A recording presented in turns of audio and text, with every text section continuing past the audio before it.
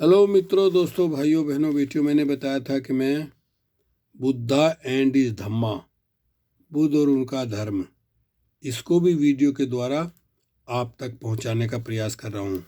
बहुत मोटी पुस्तक है ये, पर मैं धीरे धीरे सारी पुस्तक वीडियो द्वारा आप तक पहुंचा दूंगा। चलिए आते हैं पेज नंबर 97, धर्म चक्र परिवर्तन, अष्टांगिक मार्ग या सम्यक मार्ग। इसके आगे बुद्ध ने उन परिव्राजकों को अष्टांगिक मार्ग का उपदेश दिया। बुद्ध ने कहा, इस मार्ग के 8 अंग हैं।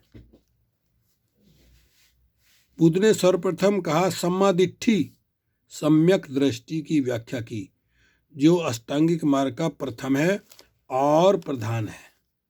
सम्यक दृष्टि का महत्व समझाने के लिए बुद्ध ने परिव्राजकों से कहा, हे परिव्राजकों, तुम्हें इसका बोध होना चाहिए कि ये संसार एक कारागार है और आदमी इस कारागार में एक कैदी है।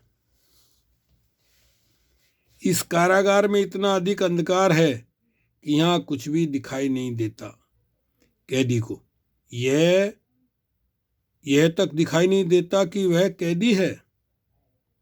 इतना ही नहीं कि बहुत अधिक समय तक इस अंधेरी कोठरी में ही पड़े रहने के कारण आदमी एकदम अंधा हो गया हो, बल्कि उसे इस बात में भी बड़ा संदेह हो गया है कि प्रकाश नाम की कोई चीज कभी कहीं हो सकती है।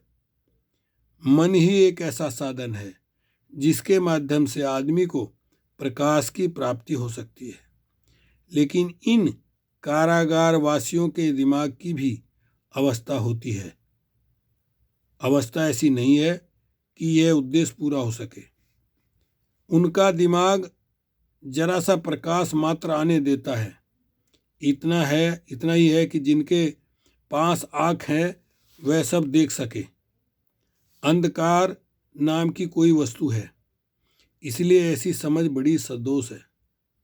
लेकिन हे परिव्राजकों, कैदी की स्थिति ऐसी निराशाजनक नहीं है जैसी यह प्रतीत होती है, क्योंकि आदमी में एक बल है, एक शक्ति है जिसे संकल्प बल या इच्छा शक्ति कहा जाता है।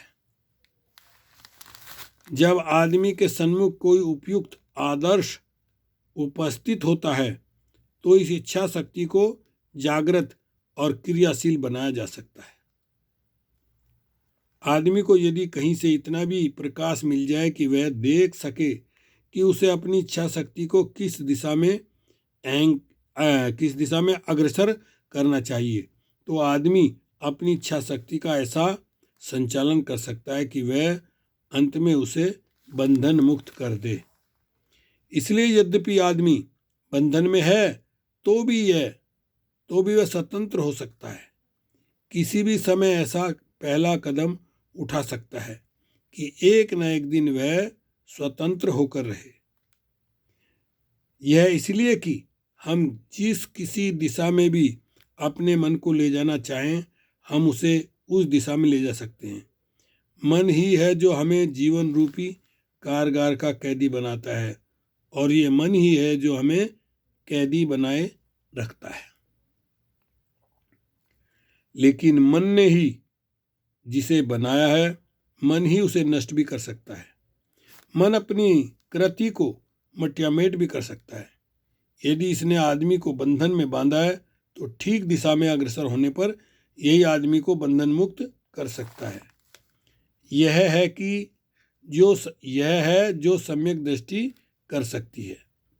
तब परिव्राजकों ने प्रश्न किया, सम्यक दृष्टि का अंतिम उद्देश्य क्या है? बुद्ध ने उत्तर दिया, अविद्या का विनाश ही सम्यक दृष्टि का उद्देश्य है। यह मिथ्या दृष्टि की विरोधिनी है, और अविद्या का अर्थ है कि आदमी दुख को न जान सके, आदमी दुख के निरोध के उपाय को न जान सके, आदमी इन आर्य सत्यों को न जान सके। सम्यक दृष्टि का मतलब है कि आदमी कर्म कांड के क्रियाकलाप को व्यर्थ समझे, आदमी शास्त्रों की पवित्रता की मिथ्या धारणा से मुक्त हो। सम्यक दृष्टि का मतलब है कि आदमी मिथ्या विश्वास से मुक्त हो। आदमी यह न समझता रहे कि कोई भी बात प्रकृति के नियमों के विरुद्ध घट सकती है। सम्यक दृष्टि का मतलब है कि आदमी ऐसी सब मिथ्या धारणाओं से मुक्त हो जो आदमी के मन की कल्पना मात्र है और जिनका आदमी के अनुभव या यथार्थों से किसी प्रकार का संबंध नहीं। सम्यक दृष्टि का मतलब है कि आदमी का मन स्वतंत्र हो, आदमी के विचार स्वतंत्र हो। हर आदमी की कुछ आशाएं होती हैं, आकांक्षाएं होती हैं, महत्वाकांक्षाएं होती हैं। साथियों, चूँकि वीडियो लंबी हो जाएगी, इसके आगे हम अगली वीडियो में रखेंगे। ओके, शुक्रिया, धन्यवाद।